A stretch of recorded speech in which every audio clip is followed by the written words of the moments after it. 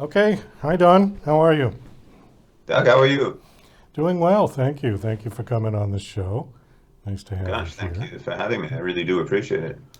So, we're going to be talking about your book, your latest book today. I see on your bio that you've published 12 books at this point. Is that correct? Yeah, that's, more or less. I've done a lot, that's one of the things I think we often forget that writing is a highly transferable skill. So I've written thousands of pages of curriculum, for example, but I've had the good fortune of had 12, at least 12 books published on all different kinds of genres, from children's chapter books to a nonfiction account of our first teaching experiences in rural Newfoundland, a couple of YA books that have done really well. So I've had a lot of fun writing and some success. Yes, Your bio says that you're also an educator. So, have you been a teacher for your life? forever. Yeah. Yeah, which is a darn good thing, because if I would try to make my living off my writing, I don't even want to think of it as to be it's too catastrophic to consider. In fact, my first book, Tomorrow is School, and I'm sick to the heart thinking about it, chronicles our adventures in a remote outport community in rural Newfoundland. And this was in 72.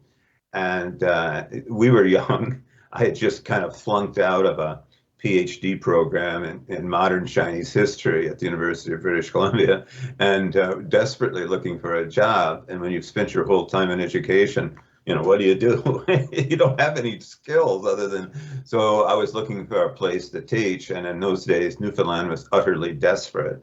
So they hired me and my wife to go into this very fascinating little outport community, and it was two of the most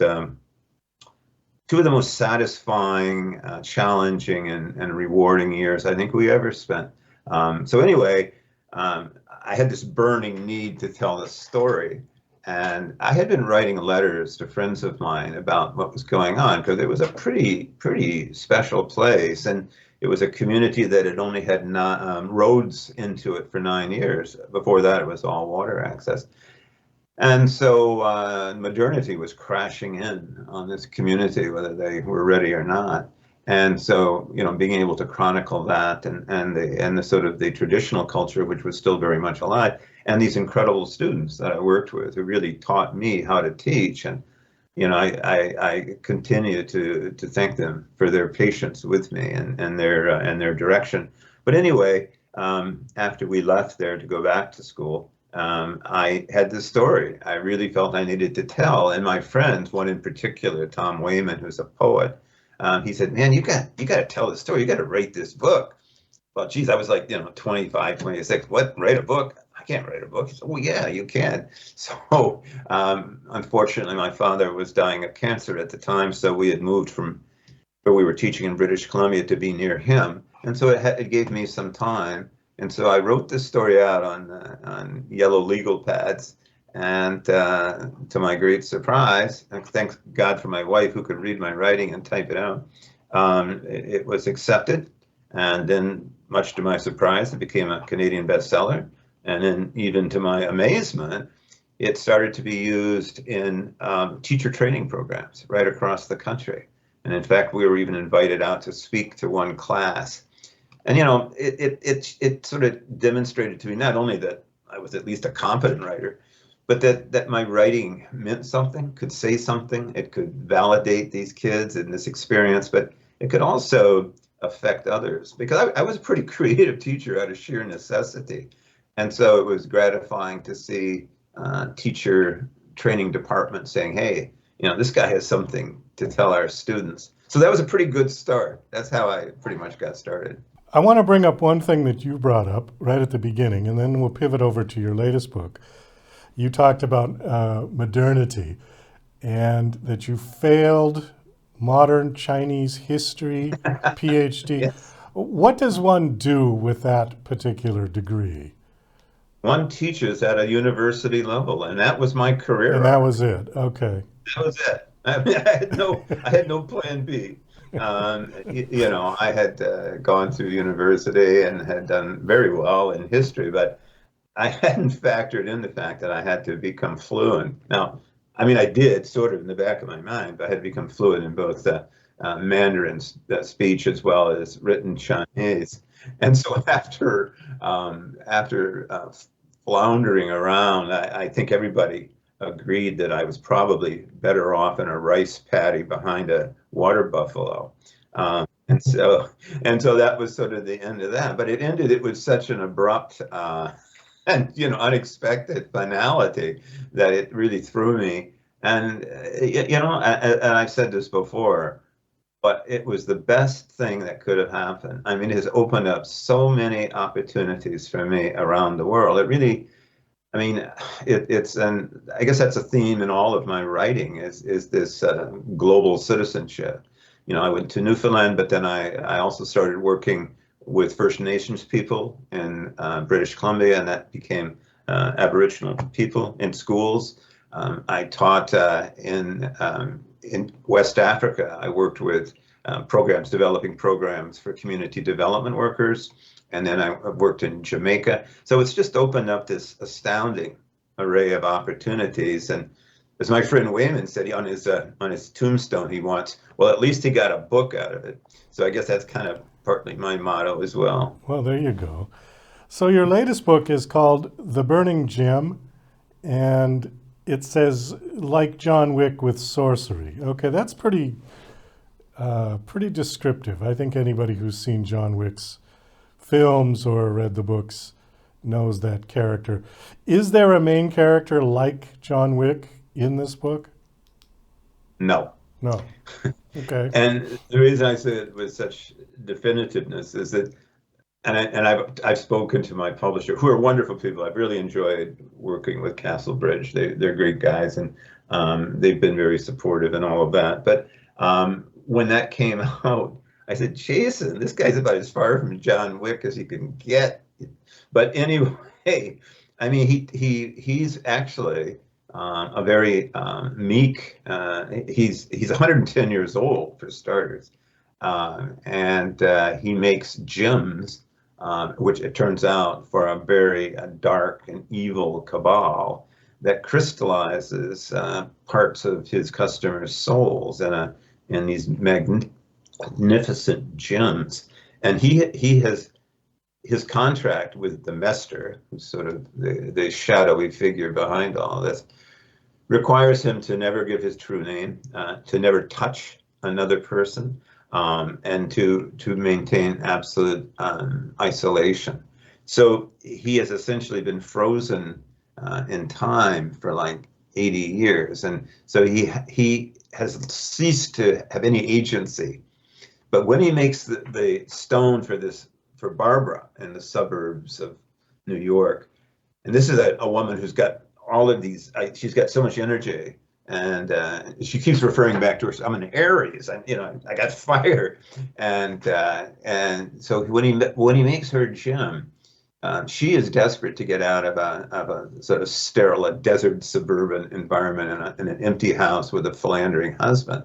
So she sees this gem as incredibly empowering. I mean, it changes her, but she has to find him because she senses that he's her door out of this awful existence. So she seeks him out, and it's not easy. She has to walk through the subways of New York, and then finds an abandoned station, subway station, and that becomes quite fascinating because there's part of a utopian community that was built by pioneers, if you will, settlers, in an old abandoned, this is true too, in an old abandoned station that was built in the 1870s and forgotten. And so they transformed it into this utopian community with a nuclear sun and so forth. But the point is that when she comes crashing into his life, it wakes him up. He can't pretend anymore. He lets her in literally to his home, and of course that then violates all of these contract, and so the Mester sends over an assassin. They manage to escape that, but they find out that the master is Hungarian, and it turns out that Zoltan is Hungarian, so he understands. Anyway, so they go to Budapest to try to find out what they can. And I don't know if you've been to Budapest or not, but it's a city that just kind of reeks mystery, and so a lot of it takes place there as well, as they try to get to the master before he kills them. So he becomes a little bit like John Wick, particularly in the second book, which I must say that this is a two book arc. In the second book, the Tunnels of Buddha, he not only finds his agency, but he also finds his magic. And so, yeah, he does evolve into a character of strength and daring and courage. But he starts off as a man who's been defeated and crushed. And over the course of this book, he finds himself. He finds his will to live again and his ability to love. So that's sort of I guess that's kind of the precursor to becoming John Wick. Okay. Is this part of a series? Because it seems like there's an awful lot of story here to be compressed into one book. There is a lot, and ironically, I actually wrote it. I wrote it as a single book, but I'm quite happy that Castlebridge has agreed to bring out the sequel to this, which is called The Tunnels of Buddha. But when I wrote it, as I was writing it, it turned into a 190,000 word doorstopper, and for a relatively unknown writer, I wasn't getting a whole lot of interest from agents or writers. So I'd hired a wonderful editor to help me with it, and so she helped me break it into two books, and it worked much better that way, much better. I mean, it's not like you just chop it in two, but the two books have two very separate, self-contained stories, but they intersect, I think, quite effectively, and when one expands into the other. So yeah, I'm really, and it's called the Soul Catcher series, and I'm also hoping that it's so hard to defeat evil, Doug. You know what I mean? You just can't. You can knock it down, but you just can't defeat it. So I suspect there could be an endless number of volumes. Well, we've got just about a minute left, so I want to wrap this up. So The Burning Gem has been released, correct? Yes, May 21st. May 21st, oh, my birthday. And happy birthday. Thank you. And the sequel, or the part 2, is due out when? About May 21st, 2025. So a year from now. Okay. All right, great. Well, Don, we do have to wind this down. Thanks so much for coming on the show. Last question, do you have a website that you want to give out? Thank you for asking me.